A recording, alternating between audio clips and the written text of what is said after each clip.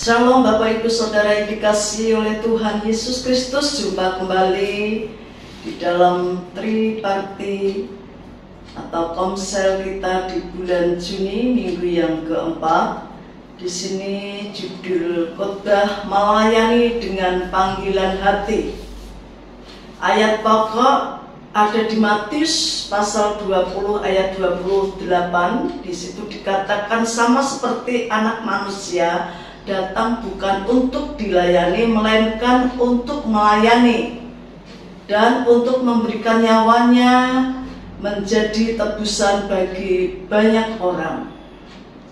Ayat rujukan ada di Matius pasal 20 ayat 26. Pendahuluan, kebanyakan orang untuk terjun di dalam pelayanan bukan keluar dari hati, namun dari kemampuan yang dia miliki, sehingga sering terjadi asal-asalan saja. Karena apa? Karena kemampuan mereka berbeda dengan kemampuan yang lain.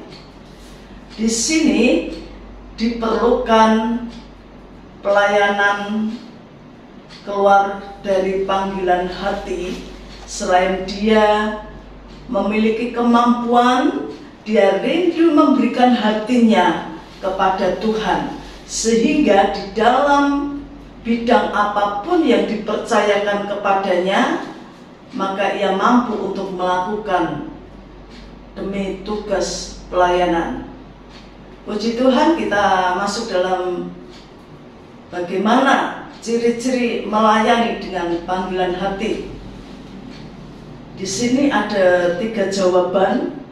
Yang pertama, berawal dari mengasihi Tuhan tanpa ada motivasi.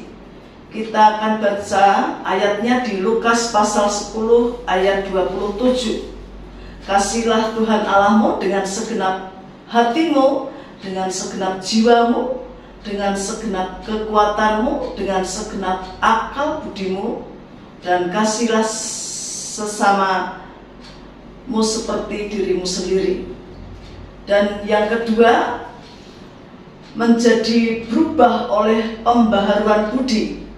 Ada di Roma 12 ayat 2, yaitu mana kehendak Allah, apa yang baik, yang berkenan kepada Allah, dan yang sempurna. Yang ketiga, mengalami kelahiran kembali. Ada di Yohanes 3 ayat ke-5.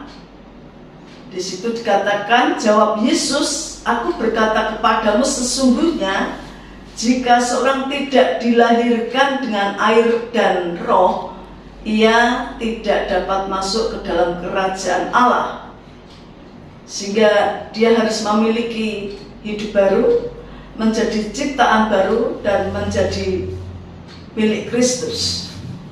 Puji nama Tuhan. Sekarang pesan apa yang harus dilakukan? Milikilah hati yang mengasihi dan siap melayani. Berkat jika melakukan, yaitu mengalami pertumbuhan rohani. Akibat jika tidak melakukan, mengalami kekeringan rohani. Sharing komsel, kembali kita baca di ayat pokoknya Matius 20 ayat 28. Sama seperti anak manusia datang bukan untuk dilayani, melainkan untuk melayani dan untuk memberikan nyawanya menjadi tebusan bagi banyak orang. Sekarang pertanyaan yang harus disaringkan masing-masing anggota triparti atau komsel. Pertanyaan yang pertama, sharingkan bagaimana pelayanan itu bisa efektif. Mari kita sharingkan satu dengan yang lain. Yang kedua, pertanyaannya adalah sharingkan bagaimana saudara dapat membawa jiwa untuk melayani. Puji nama Tuhan. Proyek ketaatan adalah hendaklah masing-masing memiliki komitmen setia di dalam pelayanan. Puji nama Tuhan. Mari kita masuk di dalam pokok-pokok doa. Kita berdoa untuk gembala jemaat, Bapak dan Ibu Pendeta Dr. Paulus Kunto Baskoro dan seluruh staf hamba Tuhan beserta dengan keluarga. Yang kedua, kita berdoa untuk multiplikasi triparti EHCC dan SCC. Yang ketiga, kita berdoa untuk jemaat tetap setia beribadah setiap minggu. Dan yang keempat, kita berdoa untuk roadshow RCC dan SCC supaya memberkati jemaat.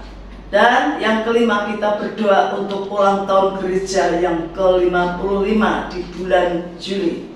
Puji nama Tuhan, kita akan masuk di dalam doa untuk keluarga yang ditempati, yaitu doa berkat bagi keluarga yang ditempati triparti atau komsel. Kita akan baca di Bilangan 6 ayat 24 dan 20 sampai 26. Kata-kata engkau kita akan ganti dengan nama orang yang ditempati triparti.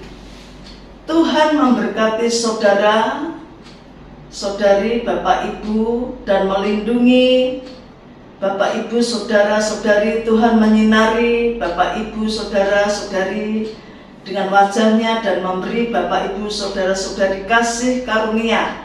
Tuhan menghadapkan wajahnya kepada Bapak Ibu, saudara-saudari dan memberi Bapak Ibu, saudara-saudari damai sejahtera. Puji nama Tuhan. Demikianlah yang dapat kita sampaikan supaya satu dengan yang lain boleh memahami akan apa yang dapat saya sampaikan dan supaya semuanya bisa men-sharingkan dengan materi komsel ini. Salam discipleship.